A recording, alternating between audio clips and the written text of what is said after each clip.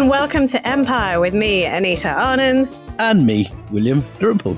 We've got a really important subject to talk about. But I mean, partly because we have a great deal of regard for the man who brought this particular subject to the world. So really, we're dedicating this podcast to our dearly departed Patrick French friend, a lifelong friend of yours, William. He was at school with me from the age of 13, was my best man at my wedding, and made a speech that you would greatly have enjoyed, Anita. I would have too. I would have been tickled by it. Every foible.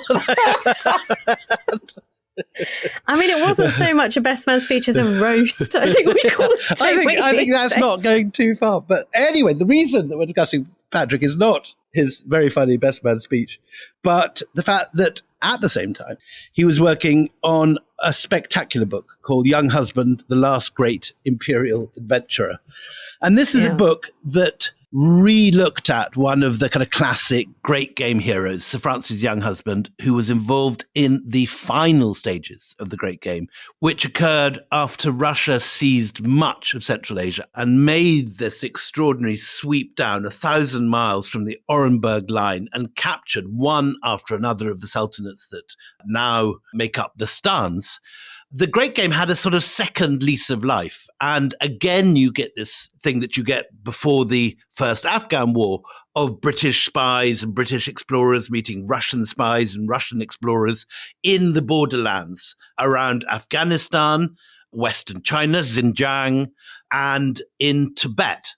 And this episode takes the story forward through the person of Sir Francis Younghusband, who'd previously been given a biography by Peter Fleming, the brother of Ian Fleming, who created James Bond, that made him out to be this sort of embodiment of Victorian valor and brilliance. In fact, as Patrick showed, he was an extraordinarily weird character who was a whole variety of things. In fact, the book opens with this paragraph. A wide variety of Sir Francis Younghusbands were to be found in the archives. He was a journalist, spy, geographer, writer, staunch imperialist, Indian nationalist, philosopher and explorer. His friends ranged from Sir Henry Newbolt to Sri Purohit Swami. Peter Fleming praised him as a thruster. Kevin Mason judged him the father of the Karakoram expedition, while Peter Hopker considered him a member of the Great Game elite, whose exploits thrilled a whole generation of Englishmen. He was, according to taste, a promoter of a religion of atheism, Bertrand Russell, a devout Christian, DNB, a prophet of the Antichrist himself, The Tablet, which is the Catholic magazine. And they know they're antichrists. A visionary of rare radiance, Baron Palmistera. To the Herald Tribune, he was nothing less than a legendary hero, but he was a complete weirdo. And by the end, he started having mystical visions, writing books about aliens, going telepathic. Why are you doing by the end? Why are you doing? Listen, before you blow the entire keg of TNT right at the beginning, can we just take a moment longer to talk about Patrick himself? Absolutely. So Patrick very tragically died of cancer this year. It was a long battle he had against it. He was the most extraordinary, I mean, I think you're twinkly-eyed, but he was a very twinkly-eyed historian. He was a very twinkly and naughty boy in all sorts of ways. And gossipy and hilarious. And I first came across him so many years ago when he brought out Liberty or Death. And I was interviewing him in a shed in Northolt. But I'd only just recently bought a car. And I was a spectacularly bad driver, and he was my first experiment. I had to drop him at a station. You knew Patrick, but long before you knew me then. I did. I knew him. In fact, he got me switched on to your work. And in this sort of very gossipy trip as he was gripping the dashboard, like he would never see another day. Praying to people in the tablet. He was telling me about William Davenport and how I would very much enjoy, his work, and that's how you actually came into my consciousness. I know it's hard to believe that people aren't born with you in their consciousness, but it was Patrick French who was the bridge. So Patrick's Younghusband, which is very much the template we're going to use for today's episode, is a book he wrote at the age, I think, of about 23.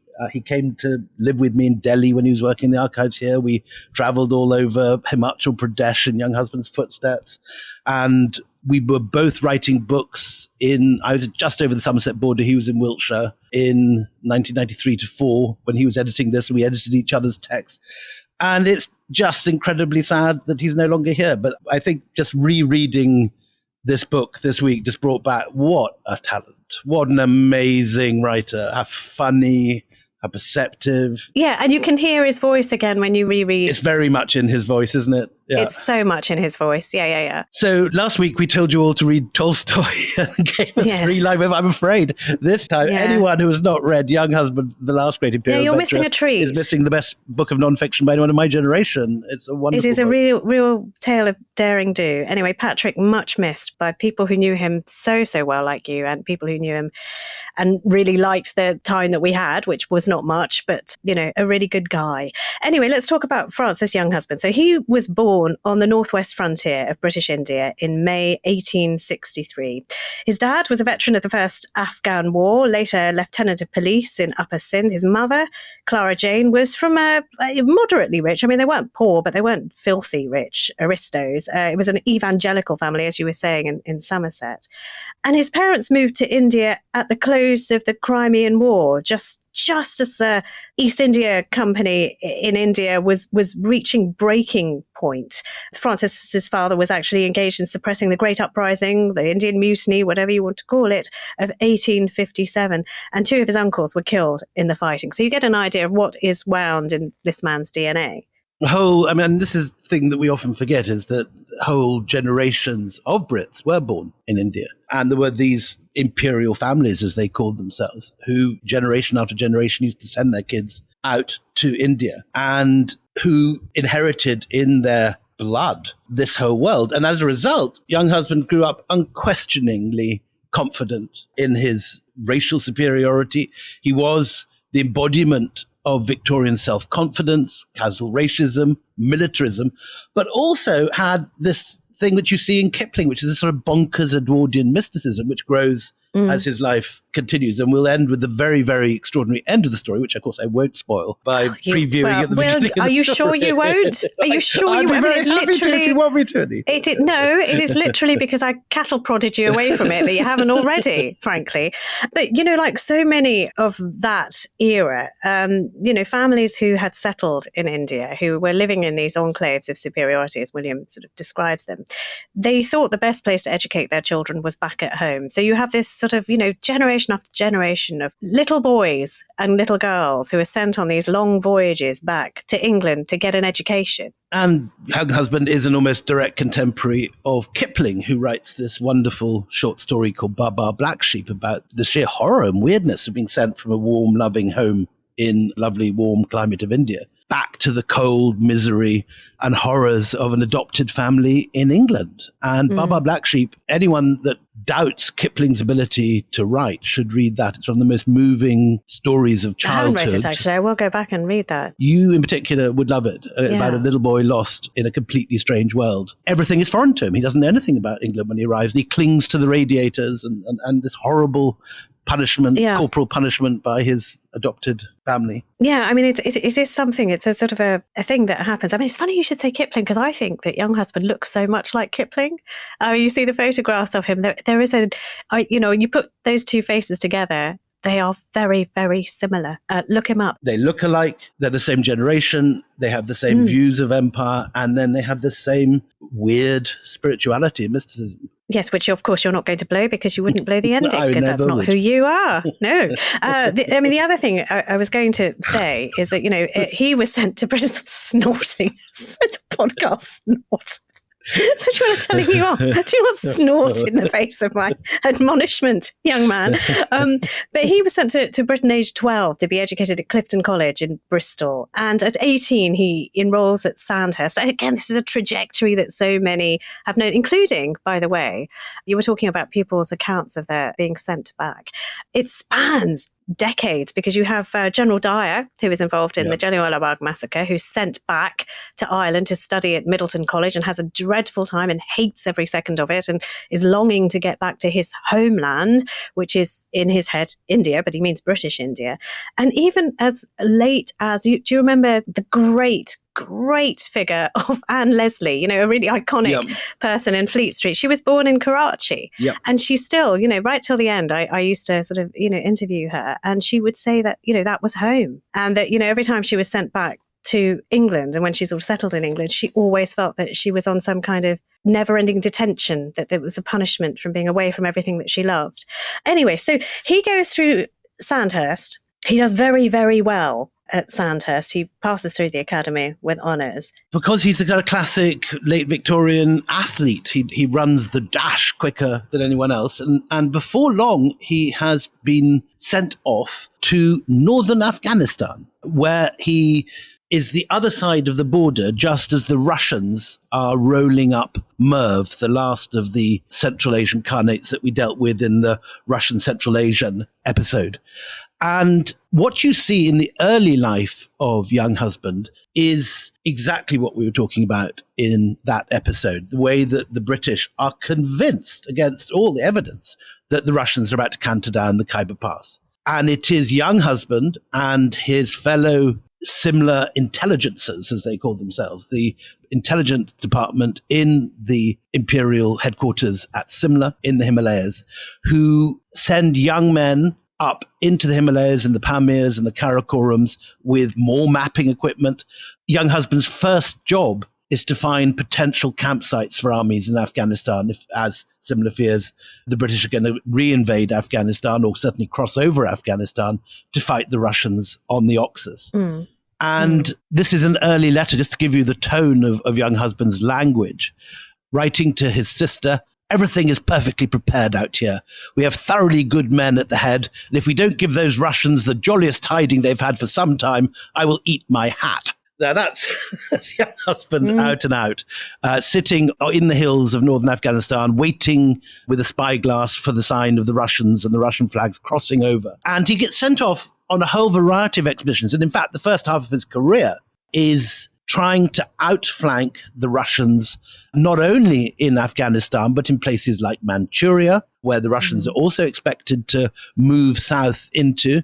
And as we'll see later in the second half of this episode, in Tibet. I mean, the thing about Younghusband and what makes him, sort of a breed, but also one of those people who is sort of one of the special ones, the British would have thought, is that he was such a master of disguise. He was never sort of overtly doing the thing that he was doing, William. He was always pretending to be something else. Tell us a bit more about that. Well, the Brits loved to think that they were masters of disguise and would put on all sorts of sort of funny hats and turbans and assume that no one could see immediately by the way they walked, by the bristliness of their moustache, or by their skin colour or eye colour, that they were, of course, British men in disguise looking completely out of place. But Younghusband was convinced that his disguises were perfect, and he was sent off under a variety of guises on shooting expeditions, on shooting breaks, on trekking expeditions and so on, when actually his role was to map and to observe and to find Russian parties. Often the intelligence departments and similar, where they couldn't get Brits, they'd train up men dressed as Buddhist monks with sort of measuring rods in their prayer wheels or their staffs, and with extraordinary, even mercury pushed into a cowrie shell and plugged in by wax to get a false horizon for mapping. I mean, it kind of stuff that sounds bonkers. It's amazing. That's an amazing and fact. Younghusband loves all this. He hates being a cavalry soldier in the plains of India. He's longing to be striding through Central Asia, and he creates his own opportunities. Well, he creates his own opportunities, but also he has this unwavering belief that he is Superman, that he can do anything. So, on the way back from this tour of Manchuria, he is ordered, because also, his London superiors think, okay, yeah, he's something. He's just nuts enough to do the things that others won't do. So he's ordered to try the Mustaq, which is a 19,000 foot pass across the side of K2. Okay, it's a really treacherous craggy death trap is what it is. And what's more, it's been covered by an avalanche for 25 years. It's never been crossed by a European. Younghusband says when he gets this order, not, what the hell are you talking about? That's just nuts. He goes, yes, okay. And he reaches the summit. But when he does reach the rest of the summit, he finds the pass has been destroyed. So that argument that maybe the Russians could come over this area, I mean, that's why they want him to go and have a look and see whether it's a way in. I should say, Patrick was staying with me in Delhi when he went off to cross the Mustang himself. Well, he's another nutcase. Well, no, because having read all these Victorian accounts, he imagined he'd be sort of going where no man had gone before and this sort of thing. Yeah. It turned out to be about an hour's bus ride outside Manali today. He must have been so disappointed. Full of sort of shops selling momos, Israelis on their year off. Having raves and stuff. So it wasn't quite. He must have been crushed. Well, look, around the same time as he's sort of, climbing up mountains that ought not to be climbed because they're just very, very dangerous. By the way, his descent down that Mustang became the stuff of legend. It was a 6-hour descent. There was no bus ride to Manali in those days. 6-hour descent down a sheer cliff face of ice. So it's like climbing down glass. And then, he does that and then he has to travel down through the largest glacier in the world. But then he pops up again saying, not much to report. No one's coming that way. All safe, all fine. But sort of around the same time, in June 1889, there are raiders from Hunza who in the Pamir Mountains, which are this very spectacular range of mountains. As you fly to India, actually, my flight was diverted last time I came to JLF. There was some snafu going on. And we had a very long holding pattern over the Pamirs. And I've never noticed how very beautiful, gorgeous, and serene they are. Today, Hunza is 3/4 of the way up the Karakoram Highway. And again, you can get there today quite easily from Islamabad in a kind of day and a half of driving. But in those days, it was very, very remote. There were only sort of ledges along precipices to clamber along, certainly no motorable roads. And Younghusband went there, having heard not only that raiders from Hunza were attacking British territory, but that Russian soldiers had been spotted in this area. And we have, I suppose, given the impression in this series that a lot of the great game was British imagination, that this threat of a Russian invasion was in their heads. But not once, but on 3 or 4 occasions, Younghusband, in fact, at this period in his career, actually does come across Russians who are either mapping the areas themselves or are, in one case, threatening to actually raise the Russian flag in territory that is owned by international agreement by Afghanistan. Again, this is like one of the things when we did The Tale of Two Spies. He comes across a man called Gromchevsky, who invites him to visit, invites him to come around to his camp and have a cup of tea while he chats to him. I think it's actually the first time since that story, since the first Afghan War, that you actually have 2 players of the great game meeting and, of course, finding they have everything in common. So Gromchevsky, though, is a liar, pants on fire, because he does tell Younghusband, I suppose this is sort of like, another facet of the great games, it's all misinformation, that there are some 500,000 Russian soldiers who are ready and waiting and poised at any moment to invade India. It's nonsense. We should say that it's not true. But Younghusband then gets his own back, despite eating each other's dinners and Younghusband complimenting Gromchevsky on the quality of his stews and wondering why native cooks can never get the flavor in the way that the Russians do and all this sort of thing. Despite all that, he sends Gromchevsky over the mountains by a route he knows does not exist. And when they meet again, Gromchevsky's on crutches a year later. Terrible frostbite. No, and half his party have died from exposure. What larks there were in the great game, which made people lose limbs and lots of life. Particularly if they're porters and camp followers, exactly. So, that's, again, the difference between interpretation of what was going on at this time. To some, it was a game. These were 2 players playing chess. But the human cost for both of these men is huge. Even though at this stage in the story that you have this strange dichotomy in Younghusband's outlook, because on one hand, he's using all his Victorian language. He talks about wanting to beard the mere of Hunza. And there's a whole moment when he blames in his written account of an expedition the fact that the whole party are nearly exposed to danger because one of his men has the wits of a hog, as he puts it in Victorian language. And in actual fact, it's clear from Younghusband's own diary that the error that was made by Younghusband himself, as well he knows. So he's sort of whitewashing himself in his own account and blaming everything on his Indian porters and guides. What does it mean to beard someone? I mean, I'm always frightened to ask, but what does it mean if you're bearding? I think it means to sort of grab someone by their beard and give them a good talking to, is the Victorian. Is that what it is? Oh, I didn't know. I thought it would be much worse than that.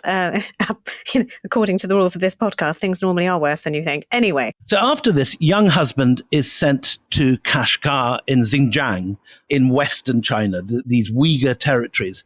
And there you have a long face-off again with the Russians, because there is a British consul, whose name is George McCartney, who is in fact half Chinese and has very good grasp of not only the language, but also Chinese culture, since his mother was indeed Chinese, and the Russian consul, who's called Petrovsky.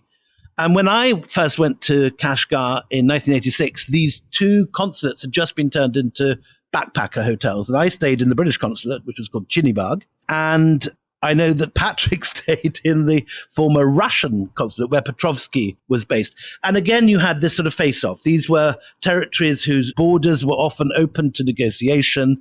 And you have Younghusband on one side trying to mislead and spy on the Russians.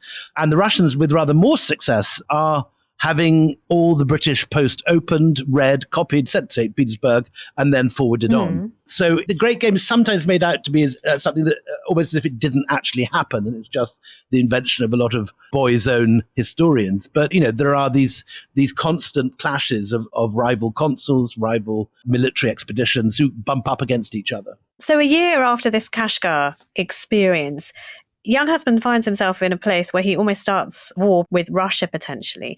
So he goes to find the Pamir Gap, which is in this mountain range that we were talking about, a potential Russian route into India. This is what the paranoia has always been, that there are tunneling Russians trying to get into India and take what is Britain's or the Raj's. There is this slice of land called the Wakhan Corridor, which is still there and still today abuts Pakistan, Afghanistan, China, and I think Uzbekistan. And in those days abutted the Raj, China, and Russia. And this is territory that the Russians want to claim. And they actually send expeditions in with flags to try and claim this territory before it's demarcated as belonging to the Afghans. And Younghusband rides in and comes across another Russian great gamer called Yanov. So when he meets Yanov, is it a similar kind of, come over to my camp while I scare you to death over tea? Is that what happens? No, it's this time Younghusband sends, as he says, a runner with his visiting card to Yanov and invites him to his tent. And Yanov does come round, bringing some vodka and two different kinds of wine and brandy, which Younghusband's very pleased by. And they have this very sort of collegiate night, and they show each other their maps, and they talk very friendlily to each other. And then the following night, Younghusband is just getting ready for bed. He said, I've just put on my pajamas when the sound of hooves outside my tent. So I quickly put on my greatcoat, and there is Yanov again. Very embarrassing. I'm very sorry, but I've just had instructions from my commander-in-chief to expel you. And Younghusband says, well, that's not very good. Well, expel me from where? Because it also, it's not yours to expel me from. That's exactly what he says. Yeah. And this guy's carrying a Russian flag. And he says, actually, it is Russian territory. And look, here are my Cossacks to underline the point. He has a detachment of Cossacks behind him. And Younghusband replies, you have 30 Cossacks and I have none, so I will have to leave, but I will make a formal diplomatic complaint. However, would you like to stay for supper? And so the two have another boozy night together. The following morning, when Younghusband's packing up, Yanov sends around a haunch of venison for Younghusband to take on his expedition back to England. So this does become a major diplomatic incident. But how does it not end up in war? Because if you start claiming territory that isn't yours, you stick your flag in various different places and say, this is mine. Wars have been started for less than that. How is it averted this time around? So at this point, the British government in London don't want to have a war breaking out over some territory that they don't even know where it is. When news of this diplomatic incident appears in Whitehall, the first telegram says, "Where is Bozai Gumbaz?" They then get on their high horse and say, Bozai Gumbaz is the Gibraltar of Central Asia. It has long been known to be part of Afghanistan. And both sides back off. And this is the point at which the Russians and the British firmly demarcate the border. In the end, the British point is proven. It is Afghan territory. It's not Russian territory. And the great game is put on hold. This, in a sense, is the last moment the two will meet against each other, because both of them are now teeing up for the First World War, where they will be on the same side. And they both begin to worry more about Western Europe than they do about the great game. But it is, you're right, it's an extremely tense moment, and Younghusband very nearly causes a war to the enormous irritation of his paymasters in London. So, I mean, there follows a little hiatus then, but he fills time. Can I tell you, he's not a man to hang about, as Younghusband, because in 1897, he gets married. Yay for Younghusband. But, being a slightly, as William sort of blew the gaff right at the beginning, slightly weird, he also finds a very weird woman to marry, may I say. She's older than him. She has a horror of physical intimacy, which prompts her to say, do you know this? She says to him, "We shall have a happier union if all that perfectly natural but lower part is eliminated from it." Yes, now Younghusband, as you can imagine, is not very pleased. No lower parts. No, as we would say, or the young'uns would say, no bumping uglies, but we will be married and all of that will be fine, but we're not doing any of the mucky stuff. No, he's not happy. And also it doesn't really work, because I think she's pregnant by the end of the honeymoon. So, that doesn't really work out. But it is an odd relationship, a very odd relationship, isn't it? As we'll see at the end, there is a different ending to the story of Younghusband's love life. Again, one of the weirder bits of the story, but we won't anticipate it now. And then we have the next phase of this extraordinary life. Join us after the break when we bring you Younghusband and the Tibet expedition. Instacart helps you get beer and wine delivered in as fast as an hour. So, whether you need to fill the cooler for tailgate season or fill your glass for Pinot by the fire season, you can save time by getting fall sips delivered in just a few clicks. Visit instacart.com or download the app to get free delivery on your first 3 orders. Offer valid for a limited time. Minimum order $10. Additional terms apply. Must be 21 or over for alcohol delivery where available. Instacart. Add life to cart. Hey, I'm Ryan Reynolds. At Mint Mobile, we like to do the opposite of what Big Wireless does. They charge you a lot, we charge you a little. So naturally, when they announced they'd be raising their prices due to inflation, we decided to deflate our prices due to not hating you. That's right. We're cutting the price of Mint Unlimited from $30 a month to just $15 a month. Give it a try at mintmobile.com/switch. New activation and upfront payment for 3-month plan required. Taxes and fees extra. Additional restrictions apply. See mintmobile.com for full terms. Football is back, and we have you covered each weekday afternoon on Outkick's Hot Mic with Hutton and Withrow. Some of the best football guests, from Armando Salguero and John McClain to Trey Wallace and Bobby Carpenter, plus the top headlines and reaction to the college football and NFL weekends. The Chiefs go for dynasty mode with Patrick Mahomes, Travis Kelce, and Andy Reid. They're the favorite, right? Yeah, they have to be. The AFC goes through Arrowhead, but the Bengals and Jets, they're all in to reach Vegas. And the Bills and Dolphins are also confident. Withrow, what about college football?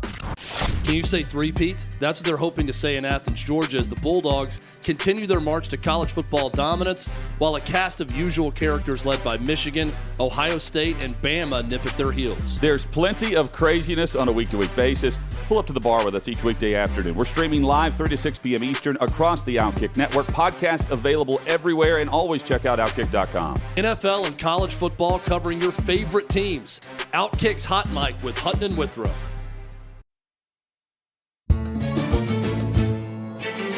My name is George Nathaniel Curzon. I am a most superior person. Now, that famous piece of doggerel was invented about Lord Curzon, the British Viceroy and future Foreign Secretary, when he was at Oxford. And Curzon is a figure that dominates the next half of this story, because he is sent out very young to become the Viceroy, and he shares with Younghusband this complete terror and paranoia about the Russians conquering India. And Curzon has traveled in all these regions, as Younghusband has done. And he knows that where the Russians are, and he considers himself to be a great expert on the Great Game. Can we just say a little bit more about Curzon, a little pen portrait of Curzon? Because, I mean, that doggerel tells you a little something of what his contemporaries thought of him at university. But, accounts do paint a picture of a rather priggish, proper, believing in his own racial superiority, sure. But what it doesn't tell you is that this was a man who was constantly in pain. He wore a back brace for most of his life. He suffered from extraordinary sciatic pain, which put him in an absolute foul temper most of the time, fastidious about diet and concerned with all sorts of remedies for this terrible back pain. He is also the man who famously would go on to partition Bengal when he was Viceroy of India. So in India, his name is very, very well known and not described in the most glowing terms either.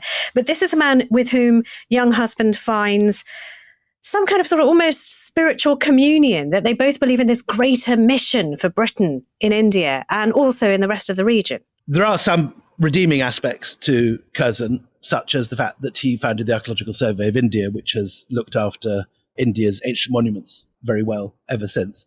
But he is the same generation as Younghusband, has the same racial ideas, and in particular, he shares Younghusband's paranoia about the Russians. And so the two of them make a very potent force. And incidentally, at every stage, you see their push for maximizing British influence in the Himalayas, rubbing up against the caution of their bosses in London, with whom they're now in telegraphic contact. So any ideas that the Viceroy has to be pushed through the Foreign Office and Downing Street. It's not like the days of Lord Wellesley, where he'd have 6 months to get on with his own work before he got an answer from London. Now the telegram can come back overnight. And so this is a very different period. And Younghusband and Curzon rub up against the British government at home.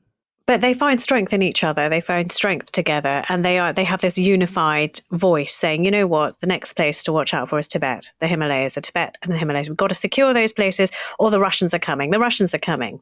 And we should talk about what Tibet was like in those days. The Tibetan government was headed by the Dalai Lama, and he had barred any European from entering his realm since 1792. The British had tried many times to get round that kind of barrier that he'd placed, but Tibet's isolationism was a cause of great suspicion. Like, why are they keeping us out? Why can't we send an emissary? Why can't we send a horse? Normally, if you send a big horse, people let us in. They like a big horse and a carriage, but he's having none of it.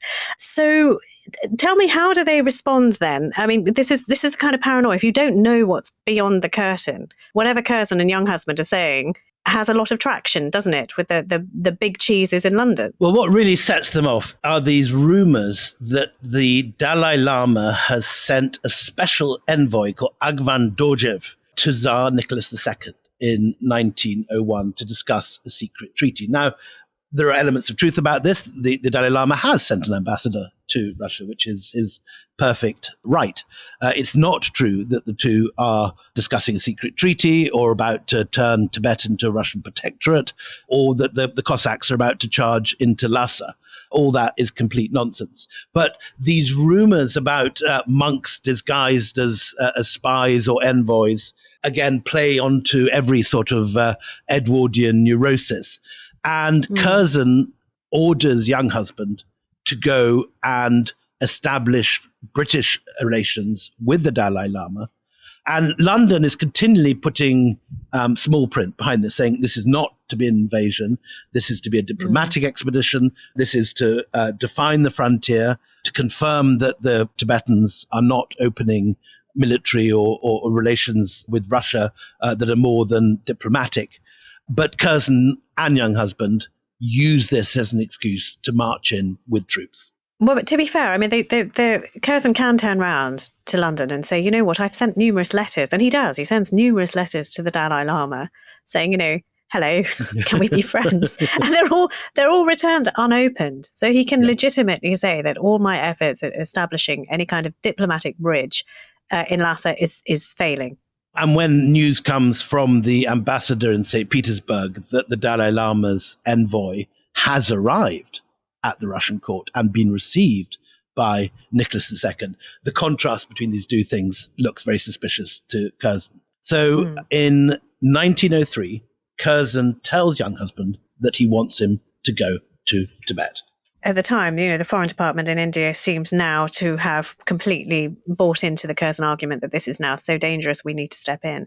In May 1903, a man called Louis Dane, who also, I've come across in another story, Louis Dane is one of those people who is at the hall in Westminster where Udham Singh will open fire, and he's one of the people that he's trying to kill. So Louis Dane writes to Curzon and says the Tibetan nettle has to be grasped. Henceforth, they must look to us for protection and support and place no reliance on distant powers like China and Russia. We shall never get such a chance again. And so that's it. All impediment is removed. They're going in. And what does that look like? Going into Tibet, what does that look like? Well, it looks like something very different from what London had in mind. London was envisaging Younghusband going off with maybe a few aides and discussing borders and diplomatic relations with the Dalai Lama's representatives. Instead, Curzon sends him off with an army and with a train of attendants and packing that makes the first Afghan war look like amateurs. And one of Patrick's favourite finds in the course of researching his book, and I'm going to have to read this out in full, is when he discovered Younghusband's packing list, all the things he was going to... This is tremendous. Yes, we like a packing list. This is a quote from Patrick's Younghusband. Younghusband was not especially attached to material possessions. They were simply the props he needed when acting as representative of British India on a diplomatic mission. But to me, Patrick writes, the list symbolized the epic grandeur of the empire at its zenith, absurdly theatrical its overblown Edwardian magnificence.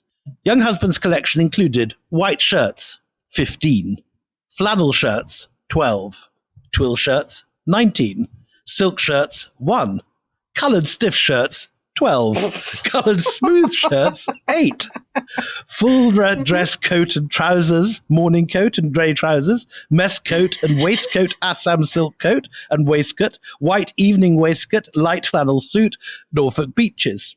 An assortment of coats was also thought useful, though he had to make sure that there was an appropriate one for each and every occasion, including an old ulster, 2 Jaeger coats, 2 khaki coats, a greatcoat, a long covert coat, a Chesterfield coat, a long pristine long coat, a fur coat, a Chinese fur coat, a waterproof coat.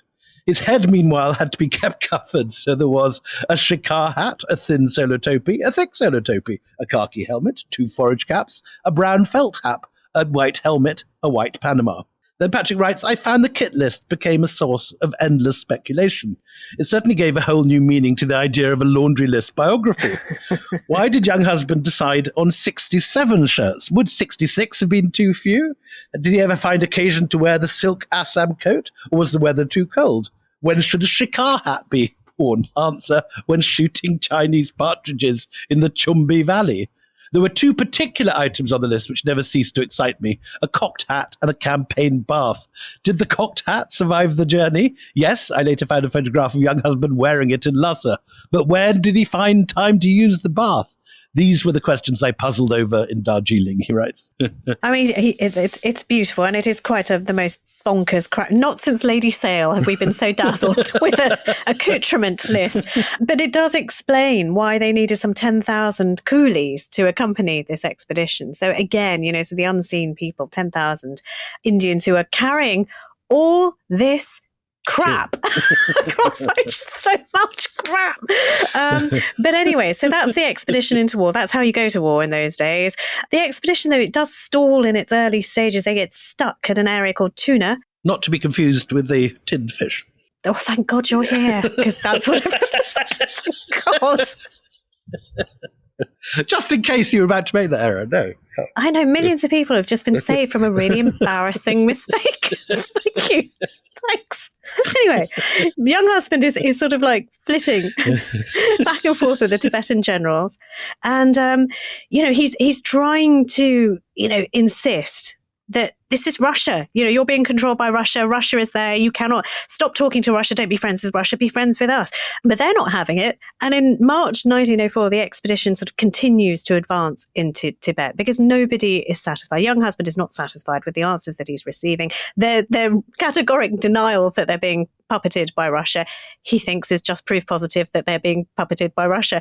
And so they arrived in a place called Guru, where Tibetan forces have encamped. And this is meant to be the last ditch attempt to stop any kind of conflict, a parley that will save thousands of lives. So it doesn't go well, does it, William? No, and this is one of those moments when the humour and the comedy of some of these moments of Victorian and Edwardian history give way to sheer horror. Because as with the Russian attacks on Central Asia, you're dealing with people whose weaponry is sort of 200 years apart. The Tibetans all have matchlocks with fuses. Younghusband asks as a guarantee of good faith, in inverted commas, that the Tibetans should extinguish those fuses, only for, according to Tibetan sources, the British to open fire with machine guns. And the slaughter is immense. Lieutenant Haddo, who's a commander of a Maxim gun attachment, that's one of the first really effective Bren guns, wrote, "I got so sick of the slaughter that I ceased fire, though the general's order was to make as big a bag as possible.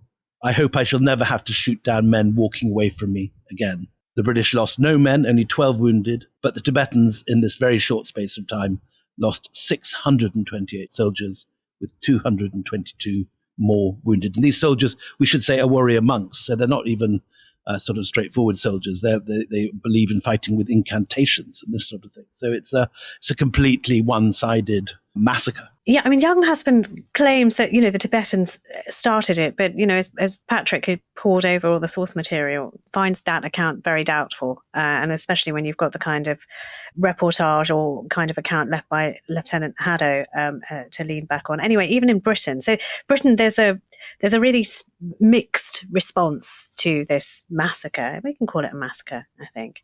There's a horrible jingoistic paper in India called The Overland Mail, which sits there writing, "A thrashing or a drastic beating operates as a wholesome lesson and earns respect from the natives, which is a necessary foundation to the establishment of lasting friendly relations." But there are other voices, though, who are saying this is not what Britain does. This is not what Britain should be.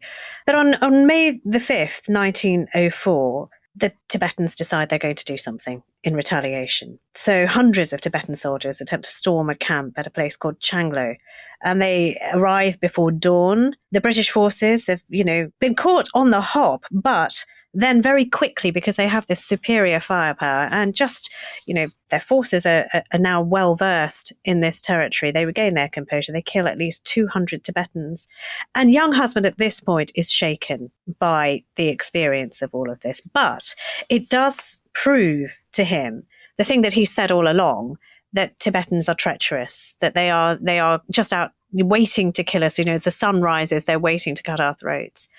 And this kind of, conflates with a point in his life where is he becoming more unpredictable? Would you say more reckless? Certainly, wouldn't you, William? I mean, what is going on? His mental state is certainly undergoing some kind of tectonic shift, isn't it? Well, I mean, the old view of Younghusband was that he basically has a sort of nervous breakdown in Tibet from which he never recovers, and he goes bonkers in the second half of his life. But Patrick rejects that. He says that there were always these two figures within Younghusband. There was the militant imperialist, but there was also the kind of evangelical spiritualist and mystic.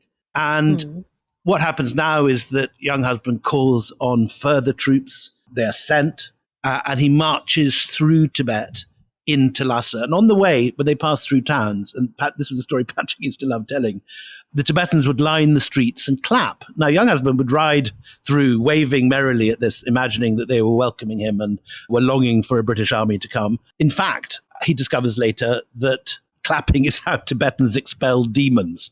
And so what they were actually doing was trying to exorcise these horrible British spirits. And when Younghusband finally gets to Lhasa, they find it completely deserted. Everyone's left. There are animals scrounging through the refuge and pools of stagnant water. And what's even more embarrassing for Younghusband is there's not the slightest evidence of any Russian involvement in the city. All sorts of stories have been flying around that there are Cossack regiments and cavalry and all manner of Russian arms dumps in Lhasa. It's complete nonsense. And so the whole expedition has been mounted on a entirely false basis. It's a huge intelligence error and an embarrassment. London is furious with both Curzon and Younghusband. What they had authorized was a diplomatic mission. Instead, what's happened is they've had a terrible massacre. Thousands have been killed with Maxim guns, and they order Younghusband out. So this takes us to 1907 and the Anglo-Russian Convention. And it's only then, William, that Tibet's status is clarified. This is a really important chapter because it does, in many ways, mark the end of the Great Game, doesn't it?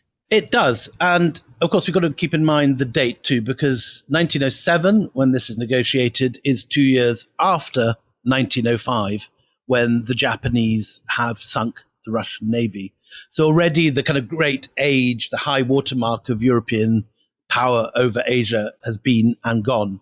Asia is now on the rise. And in retrospect, this is an unnecessary treaty because Russian and British power will soon contract away from this point.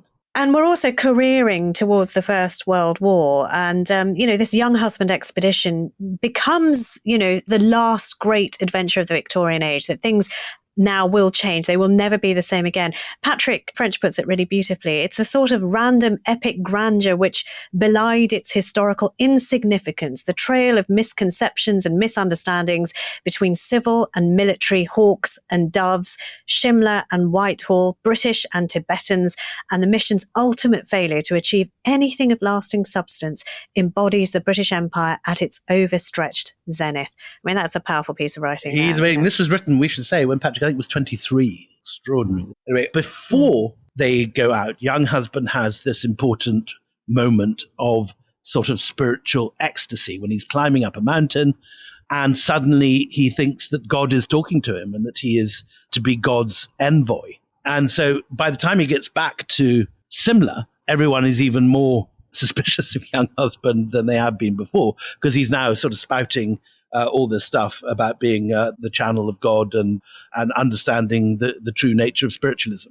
And it's not a Christian God. I mean, it is not. At this point, he's sort of reframing everything. So it is this. He talks about things like a life force, or sort of this mystical force that controls all humanity, that runs through all humanity. It's basically, for the ears of the time, and maybe even now, it sounds hippy dippy to a lot of people who start wondering what on earth has gone wrong with Younghusband. What is happening to Younghusband? Well, as always happens in our podcast, all these different worlds overlap. And one of the books that Younghusband reads in the course of his spiritual quest is Tolstoy's book, The Kingdom of God is Within You. Oh, this is such a great... and he does it in a day, doesn't he? Like Gandhi does, in a day. He just sort of, doesn't he have a terrible accident, Younghusband, where he sort of falls off something and then he's sort of lying in a stupor and he reads the book in a day? Exactly. He falls off a horse. Concussed. Yep, yeah. Exactly that. And from the 1910s onwards, Younghusband devotes his life to an increasingly idiosyncratic mysticism. And he begins to write books like Within,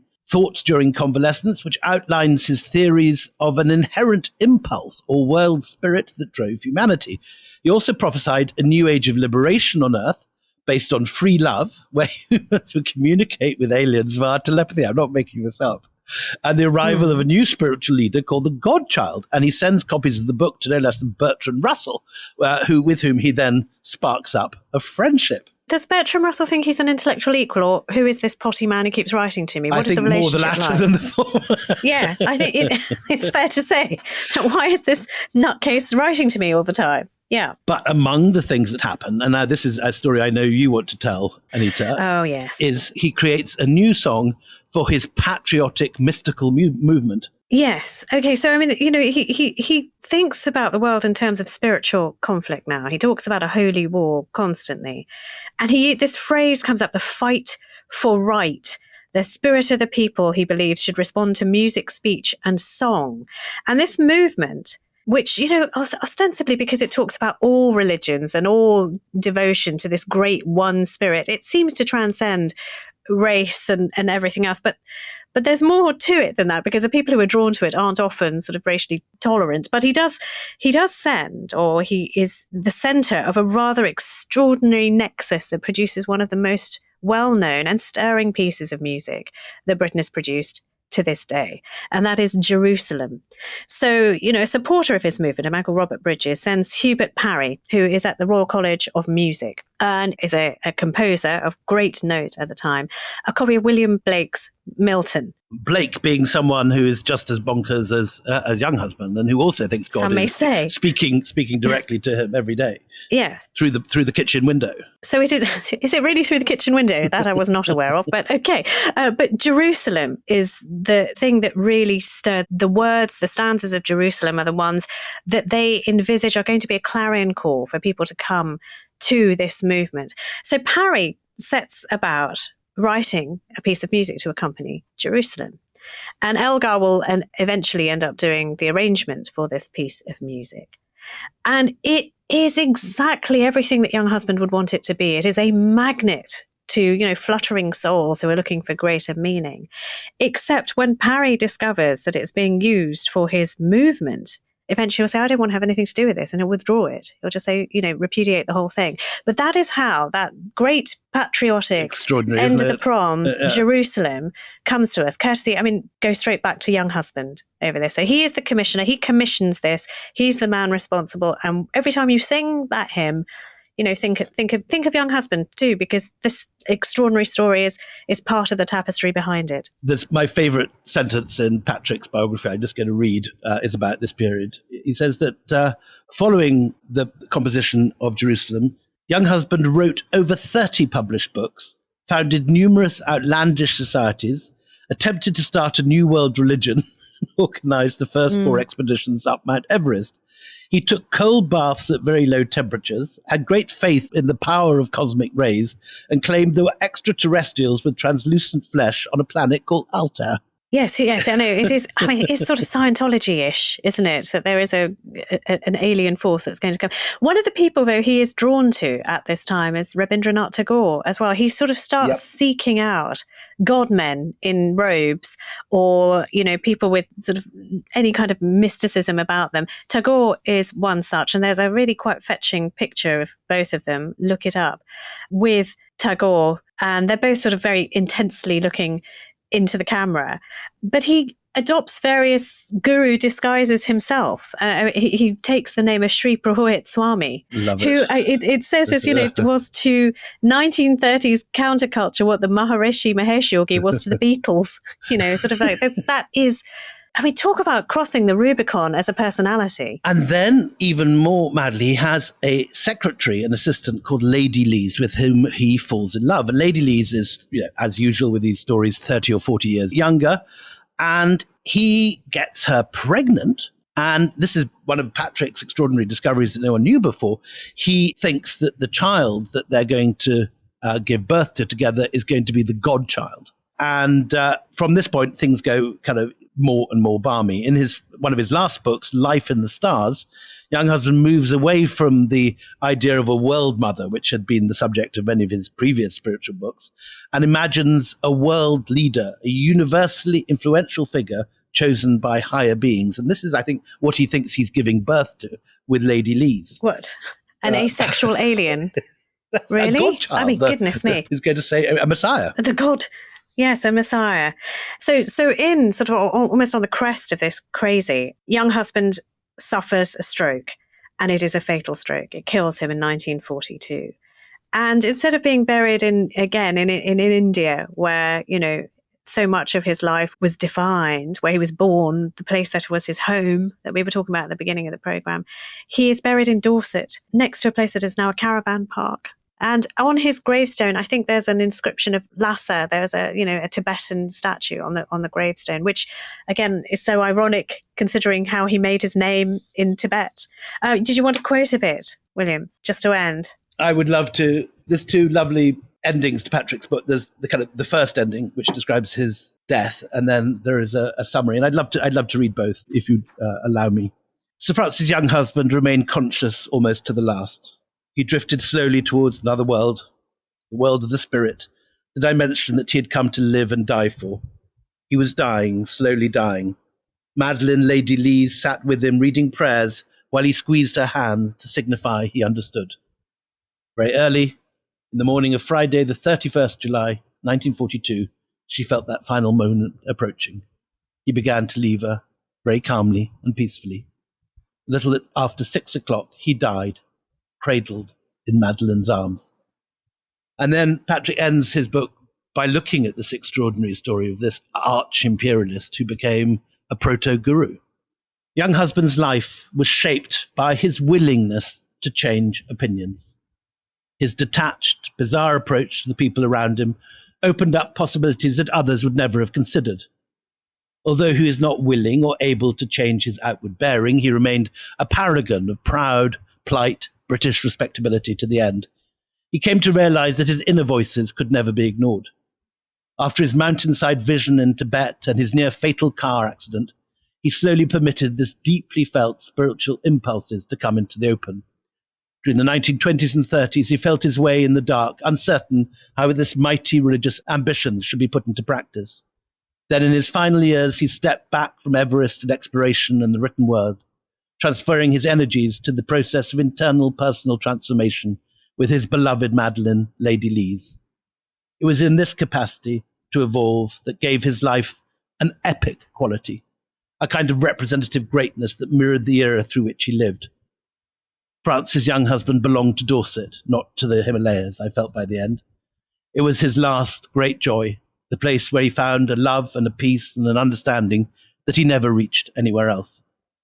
It was the right place to leave him, propped up in bed, dreaming up improbable schemes for a world conference of mystical experience and another book or a new society for promoting fellowship between Asiatics and visitors from the stars, drifting away, a bowl of fresh raspberries and cream by his side. That was where I found Younghusband, I think, in the exquisite haze of an autumn afternoon. That's just lovely, isn't it? It's just a wonderful ending. You're in tears. Is that sort of Patrick? Well, Patrick also lived his life a lot in Asia, and he died in London. He rediscovered his Catholicism at the end, unexpectedly, and ended up having his ashes scattered by a river in Wiltshire. So there is a great parallel between the biographer and his subject. Mm. Well, it is forever going to be a regret that we weren't able to talk to Patrick. You were able to hear from Patrick here on Empire. When we planned this originally, he was going to be doing He was right on our list, wasn't he? The very first list we ever made for Empire, he was on it. Yeah. But hopefully, you will have some insight into what a great writer he was, what a great subject he chose, and hopefully we did him justice. Anyway, and until next time, it's goodbye from me, Anita Arnon. And goodbye from me, William Dalrymple.